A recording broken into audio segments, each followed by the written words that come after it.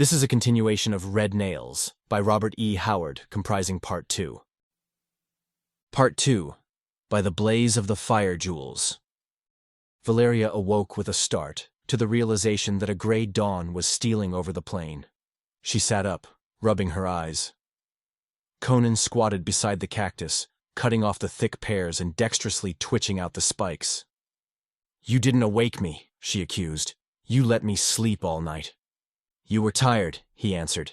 "Your posterior must have been sore too after that long ride. You pirates aren't used to horseback."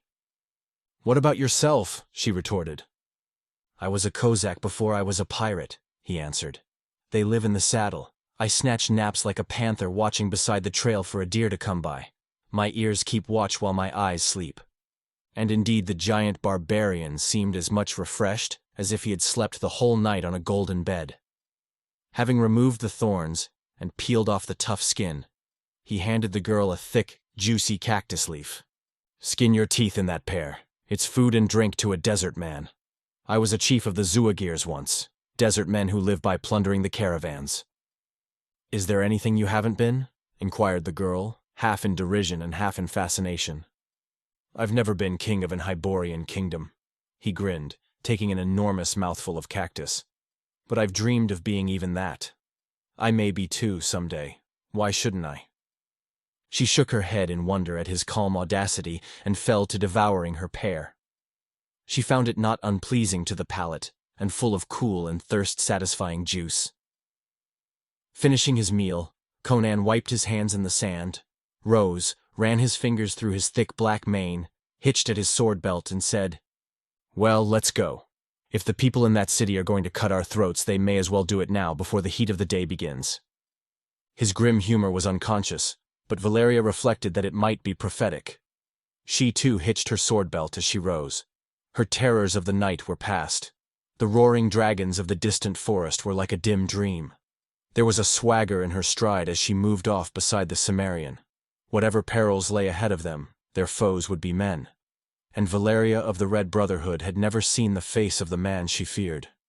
Conan glanced down at her as she strode along beside him with her swinging stride that matched his own. "You walk more like a hillman than a sailor," he said. "You must be an Aquilonian.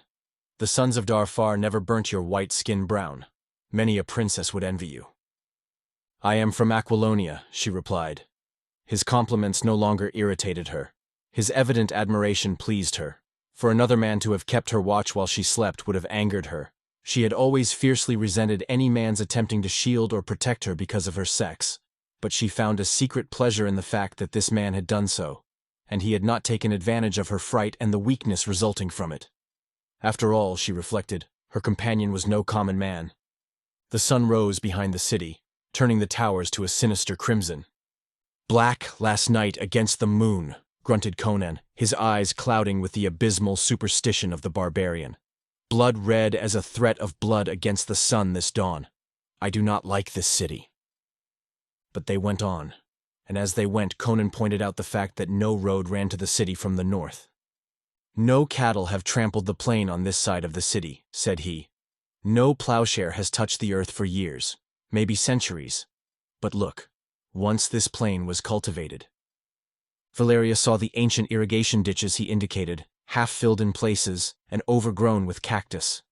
She frowned with perplexity as her eyes swept over the plain that stretched on all sides of the city to the forest edge, which marched in a vast, dim ring. Vision did not extend beyond that ring. She looked uneasily at the city. No helmets or spearheads gleamed on battlements. No trumpets sounded. No challenge rang from the towers. A silence as absolute as that of the forest brooded over the walls and minarets. The sun was high above the eastern horizon when they stood before the great gate in the northern wall, in the shadow of the lofty rampart. Rust flecked the iron bracings of the mighty bronze portal. Spiderwebs glistened thickly on hinge and sill and bolted panel. "It hasn't been opened for years," exclaimed Valeria. "A dead city," grunted Conan. "That's why the ditches were broken and the plain untouched."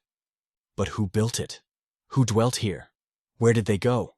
Why did they abandon it?" "Who can say? Maybe an exiled clan of Stygians built it. Maybe not. It doesn't look like Stygian architecture. Maybe the people were wiped out by enemies, or a plague exterminated them. In that case, their treasures may still be gathering dust and cobwebs in there, suggested Valeria, the acquisitive instincts of her profession waking in her, prodded too by feminine curiosity. Can we open the gate? Let's go in and explore a bit.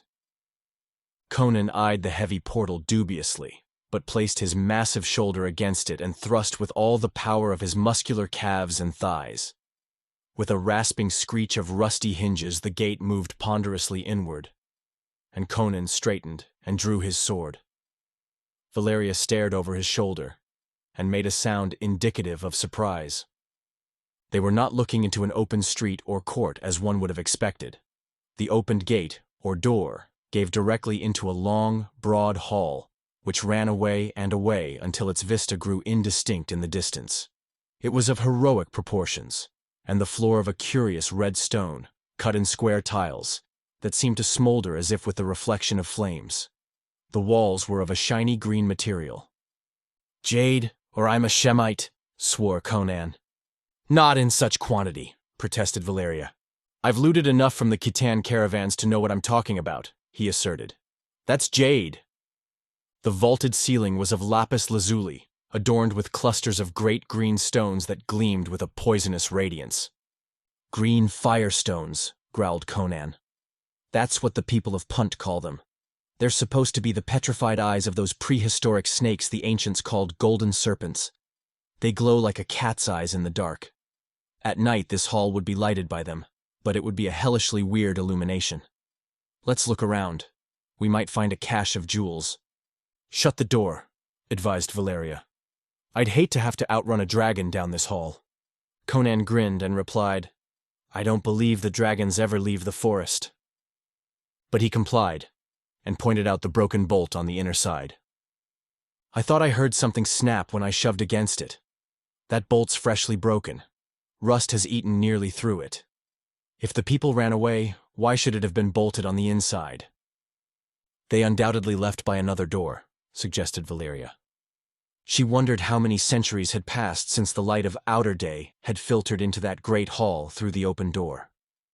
Sunlight was finding its way somehow into the hall, and they quickly saw the source. High up in the vaulted ceiling, skylights were set in slot-like openings, translucent sheets of some crystalline substance. In the splotches of shadow between them, the green jewels winked like the eyes of angry cats. Beneath their feet, the dully lurid floor smoldered with changing hues and colors of flame. It was like treading the floors of hell with evil stars blinking overhead. 3 balustraded galleries ran along on each side of the hall, one above the other. "A 4-storied house," grunted Conan. "And this hall extends to the roof. It's long as a street. I seem to see a door at the other end." Valeria shrugged her white shoulders. "Your eyes are better than mine, then, though I'm accounted sharp-eyed among the sea rovers." They turned into an open door at random, and traversed a series of empty chambers, floored like the hall, and with walls of the same green jade, or of marble or ivory or chalcedony, adorned with friezes of bronze, gold, or silver. In the ceilings, the green fire gems were set, and their light was as ghostly and elusive as Conan had predicted. Under the witch-fire glow, the intruders moved like specters. Some of the chambers lacked this illumination, and their doorways showed black as the mouth of the pit. These Conan and Valeria avoided, keeping always to the lighted chambers. Cobwebs hung in the corners, but there was no perceptible accumulation of dust on the floor or on the tables and seats of marble, jade, or carnelian which occupied the chambers. Here and there were rugs of that silk known as khitan, which is practically indestructible. Nowhere did they find any windows or doors opening into streets or courts. Each door merely opened into another chamber or hall. "Why don't we come to a street?" grumbled Valeria. "This place or whatever we're in must be as big as the king of Turan's seraglio." "They must not have perished of plague," said Conan, meditating upon the mystery of the empty city. "Otherwise we'd find skeletons. Maybe it became haunted and everybody got up and left. Maybe—" "Maybe. Hell," broke in Valeria rudely. "We'll never know. Look at these friezes. They portray men. What race do they belong to?" Conan scanned them and shook his head. I never saw people exactly like them. But there's the smack of the East about them. Vendya, maybe, or Kosala. Were you a king in Kosala? She asked, masking her keen curiosity with derision. Number. But I was a war chief of the Afghulis, who live in the Himalayan mountains above the borders of Vendya. These people favor the Kosalans. But why should Kosalans be building a city this far to west? The figures portrayed were those of slender, olive-skinned men and women with finely chiseled, exotic features. They wore filmy robes and many delicate jeweled ornaments, and were depicted mostly in attitudes of feasting, dancing, or lovemaking. Easterners all right, grunted Conan. But from where I don't know. They must have lived a disgustingly peaceful life, though, or they'd have scenes of wars and fights. Let's go up that stair. It was an ivory spiral that wound up from the chamber in which they were standing. They mounted 3 flights and came into a broad chamber on the 4th floor, which seemed to be the highest tier in the building. Skylights in the ceiling illuminated the room, in which light the fire gems winked pallidly. Glancing through the doors, they saw, except on one side, a series of similarly lighted chambers. This other door opened upon a balustraded gallery that overhung a hall much smaller than the one they had recently explored on the lower floor. Hell. Valeria sat down disgustedly on a jade bench. The people who deserted this city must have taken all their treasures with them. I'm tired of wandering through these bare rooms at random. All these upper chambers seem to be lighted, said Conan. I wish we could find a window that overlooked the city. Let's have a look through that door over there. You have a look, advised Valeria. I'm going to sit here and rest my feet. Conan disappeared through the door opposite that one opening upon the gallery, and Valeria leaned back with her hands clasped behind her head and thrust her booted legs out in front of her. These silent rooms and halls with their gleaming green clusters of ornaments and burning crimson floors were beginning to depress her. She wished they could find their way out of the maze into which they had wandered and emerge into a street.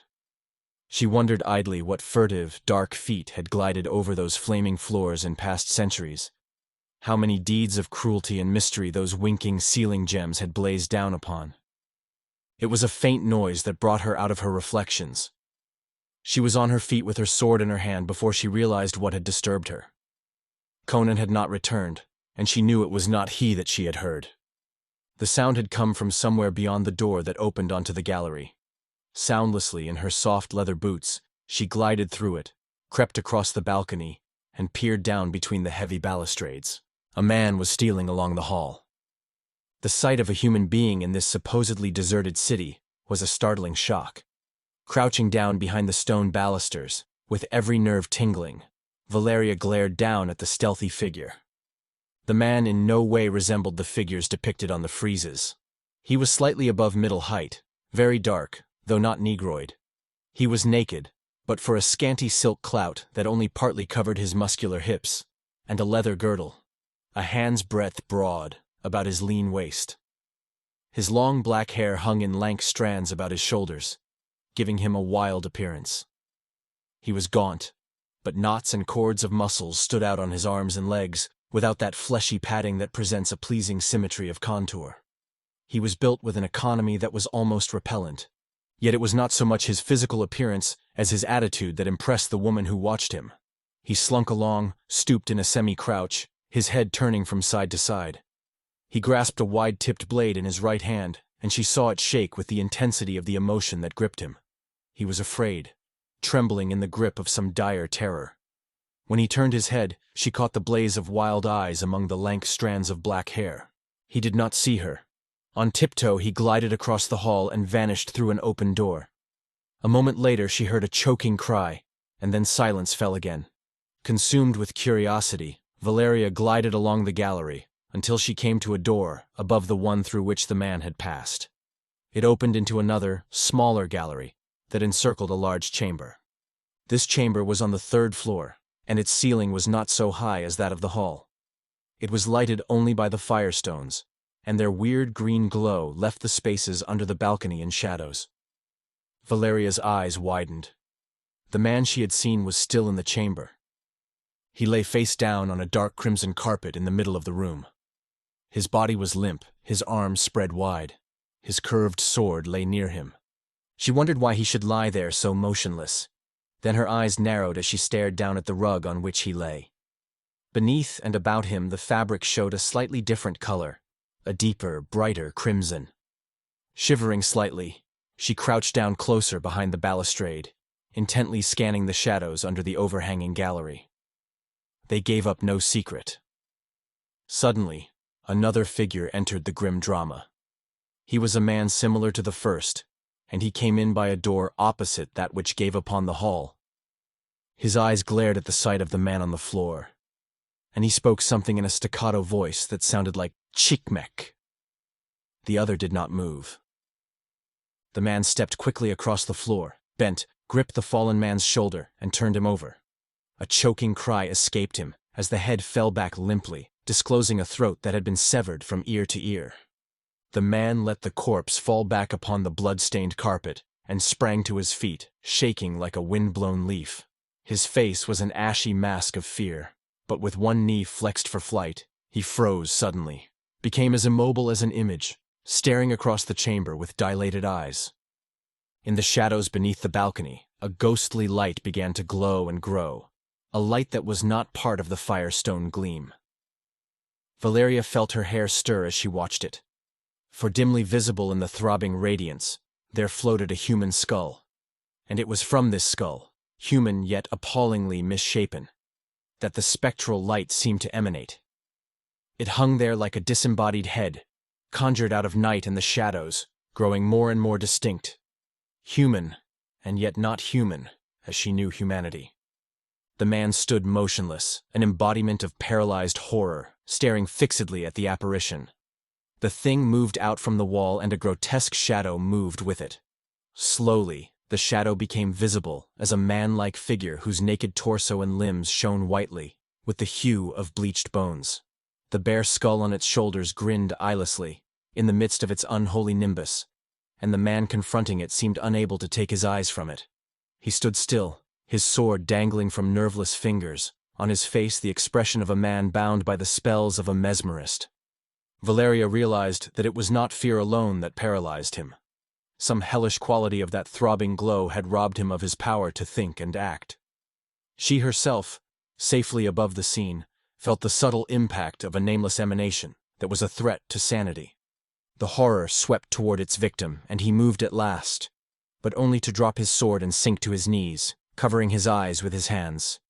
Dumbly he awaited the stroke of the blade that now gleamed in the apparition's hand, as it reared above him like death triumphant over mankind. Valeria acted according to the first impulse of her wayward nature. With one tigerish movement, she was over the balustrade and dropping to the floor behind the awful shape. It wheeled at the thud of her soft boots on the floor. But even as it turned, her keen blade lashed down, and a fierce exultation swept her as she felt the edge cleave solid flesh and mortal bone. The apparition cried out gurglingly and went down, severed through shoulder, breastbone, and spine, and as it fell the burning skull rolled clear, revealing a lank mop of black hair and a dark face twisted in the convulsions of death. Beneath the horrific masquerade there was a human being, a man similar to the one kneeling supinely on the floor. The latter looked up at the sound of the blow and the cry, and now he glared in wild-eyed amazement at the white-skinned woman who stood over the corpse with a dripping sword in her hand. He staggered up, yammering as if the sight had almost unseated his reason. She was amazed to realize that she understood him. He was gibbering in the Stygian tongue, though in a dialect unfamiliar to her. "Who are you? Whence come you? What do you in Xuchotl?" Then rushing on without waiting for her to reply. "But you are a friend. Goddess or devil, it makes no difference. You have slain the burning skull. It was but a man beneath it, after all. We deemed it a demon they conjured up out of the catacombs. Listen." He stopped short in his ravings and stiffened, straining his ears with painful intensity. The girl heard nothing. "We must hasten," he whispered. "They are west of the Great Hall. They may be all around us here. They may be creeping upon us even now." He seized her wrist in a convulsive grasp she found hard to break. "Whom do you mean by they?" she demanded. He stared at her uncomprehendingly for an instant, as if he found her ignorance hard to understand. "They?" he stammered vaguely. Why, the people of Xotalanc, the clan of the man you slew. They who dwell by the eastern gate." "You mean to say this city is inhabited?" she exclaimed. "Aye!" He was writhing in the impatience of apprehension. "Come away! Come quick! We must return to Tecuhltli." "Where is that?" she demanded.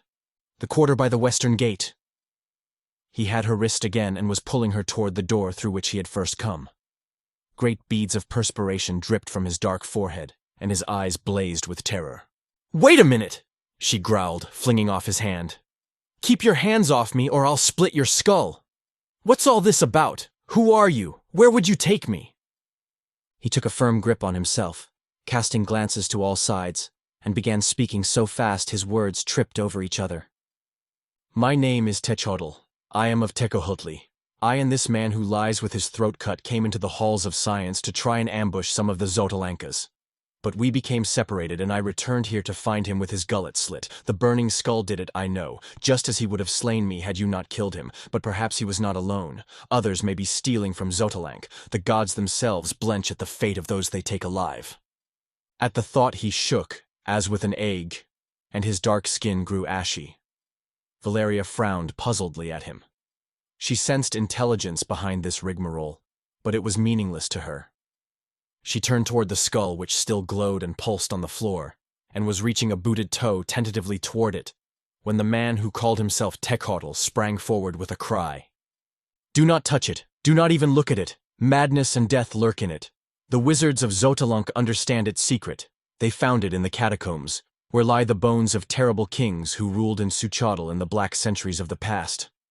To gaze upon it freezes the blood and withers the brain of a man who understands not its mystery. To touch it causes madness and destruction." She scowled at him uncertainly.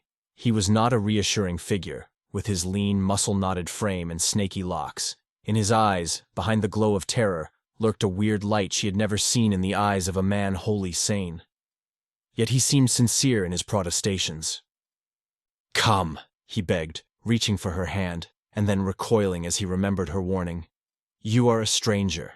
How you came here I do not know, but if you were a goddess or a demon, come to aid Tecuhltli, you would know all the things you have asked me.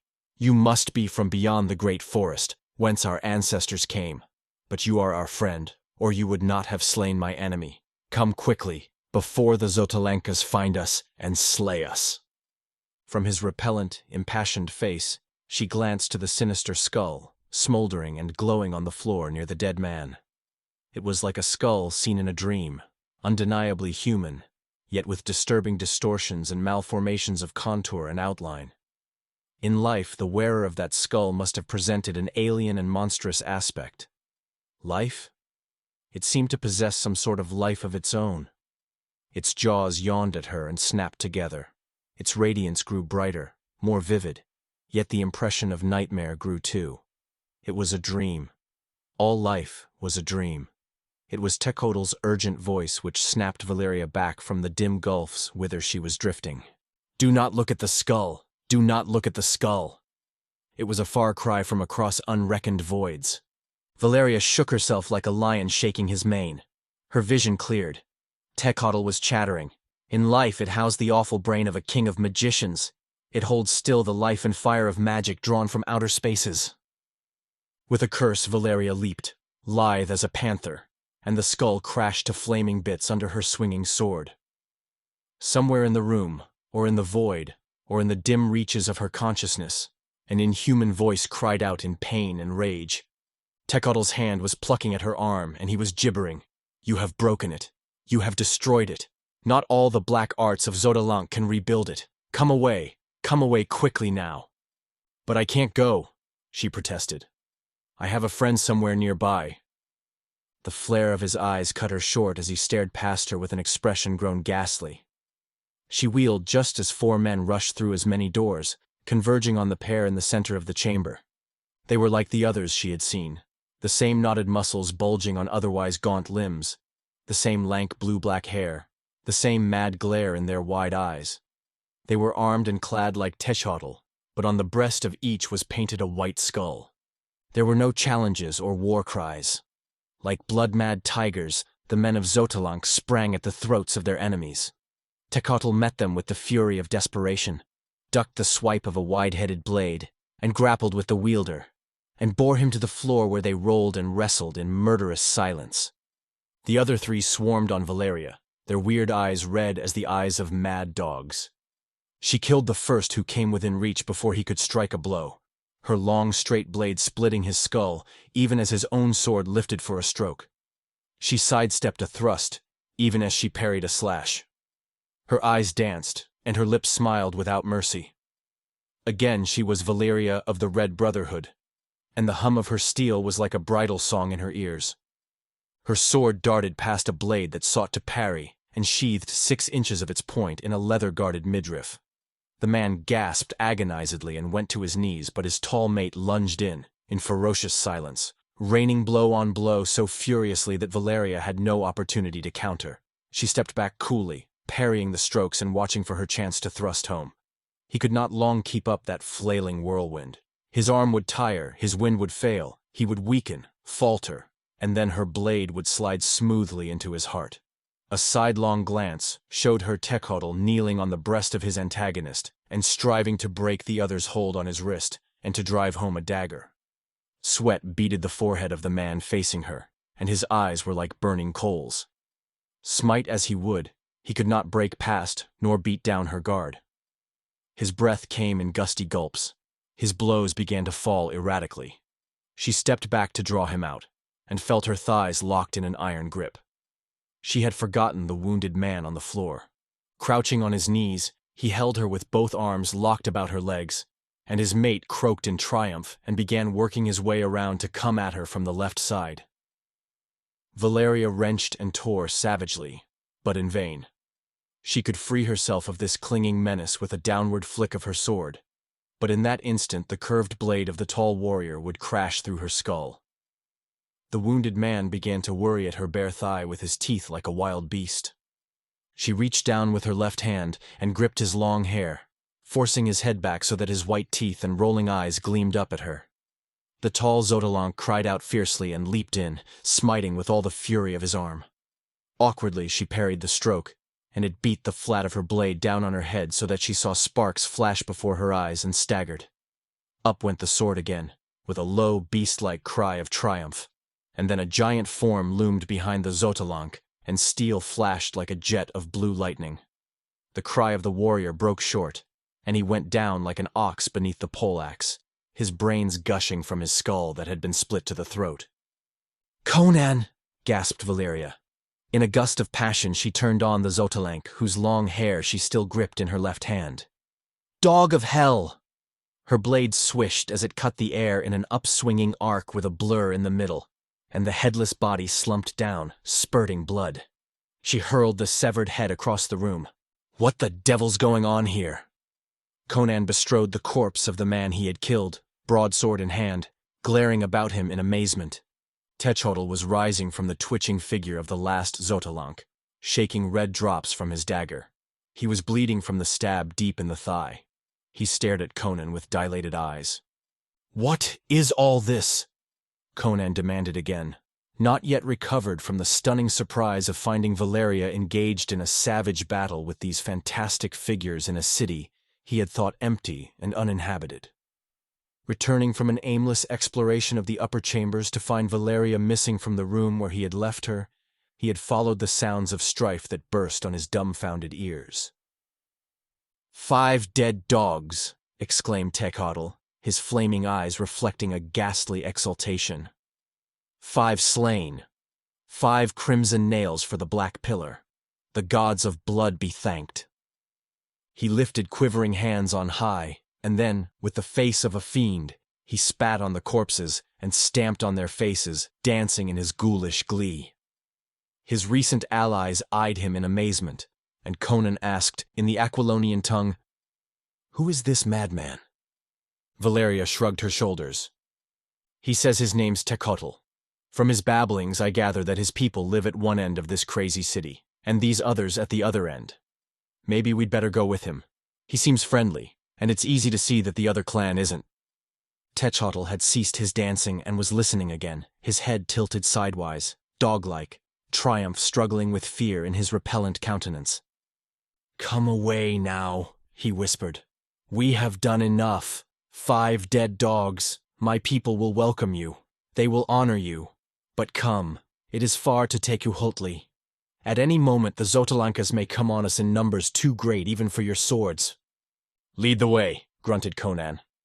Techotl instantly mounted a stair leading up to the gallery, beckoning them to follow him, which they did, moving rapidly to keep on his heels.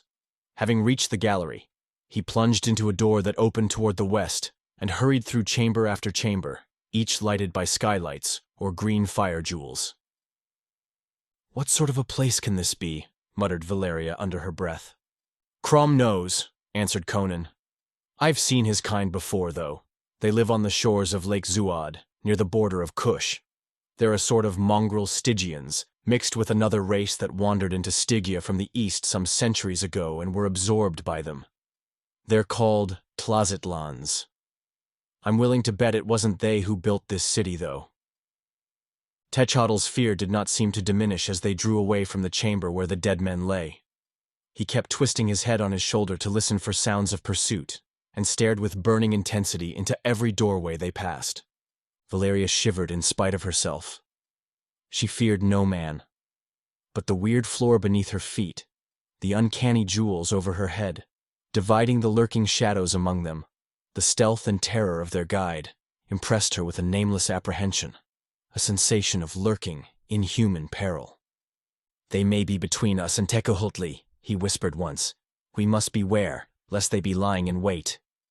"Why don't we get out of this infernal palace and take to the streets?" demanded Valeria. "There are no streets in Xuchotl," he answered. "No squares nor open courts. The whole city is built like one giant palace under one great roof. The nearest approach to a street is the Great Hall, which traverses the city from the north gate to the south gate.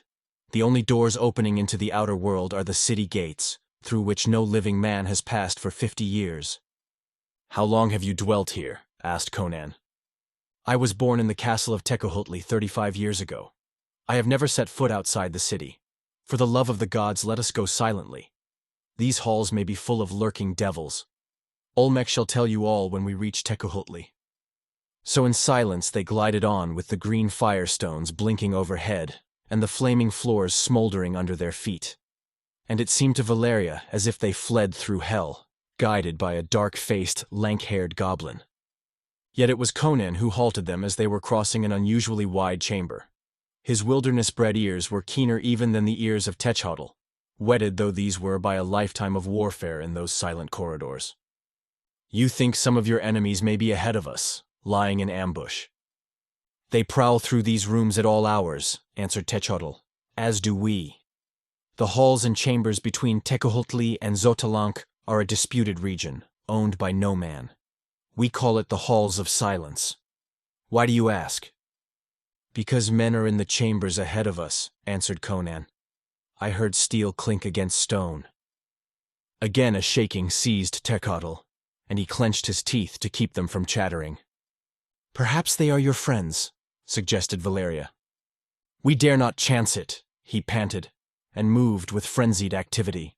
He turned aside and glided through a doorway on the left, which led into a chamber from which an ivory staircase wound down into darkness. "This leads to an unlighted corridor below us," he hissed, great beads of perspiration standing out on his brow. "They may be lurking there, too. It may all be a trick to draw us into it. But we must take the chance that they have laid their ambush in the rooms above. Come swiftly now." Softly as phantoms they descended the stair and came to the mouth of a corridor black as night. They crouched there for a moment, listening, and then melted into it. As they moved along, Valeria's flesh crawled between her shoulders in momentary expectation of a sword thrust in the dark. But for Conan's iron fingers gripping her arm, she had no physical cognizance of her companions. Neither made as much noise as a cat would have made. The darkness was absolute. One hand, outstretched, touched a wall, and occasionally she felt a door under her fingers. The hallway seemed interminable. Suddenly they were galvanized by a sound behind them. Valeria's flesh crawled anew, for she recognized it as the soft opening of a door. Men had come into the corridor behind them. Even with the thought, she stumbled over something that felt like a human skull. It rolled across the floor with an appalling clatter. "Run!" yelped Techotl, a note of hysteria in his voice, and was away down the corridor like a flying ghost. Again, Valeria felt Conan's hand bearing her up and sweeping her along as they raced after their guide. Conan could see in the dark no better than she, but he possessed a sort of instinct that made his course unerring. Without his support and guidance, she would have fallen or stumbled against the wall. Down the corridor they sped, while the swift patter of flying feet drew closer and closer, and then suddenly Techotl panted, "Here is the stair! After me, quick! Oh, quick!" His hand came out of the dark and caught Valeria's wrist as she stumbled blindly on the steps. She felt herself half dragged, half lifted up the winding stair, while Conan released her and turned on the steps, his ears and instincts telling him their foes were hard at their backs. And the sounds were not all those of human feet. Something came writhing up the steps, something that slithered and rustled and brought a chill in the air with it.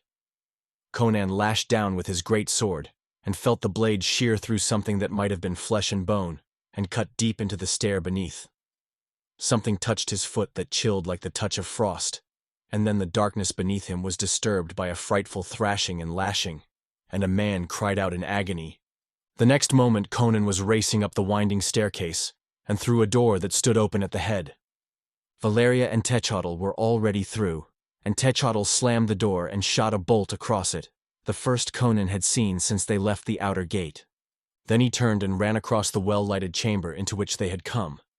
And as they passed through the farther door, Conan glanced back and saw the door groaning and straining under heavy pressure violently applied from the other side.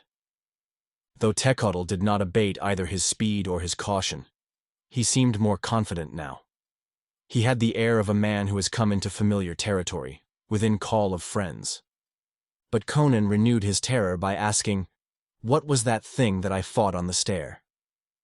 "The men of Xotalanc," answered Techotl without looking back. "I told you the halls were full of them."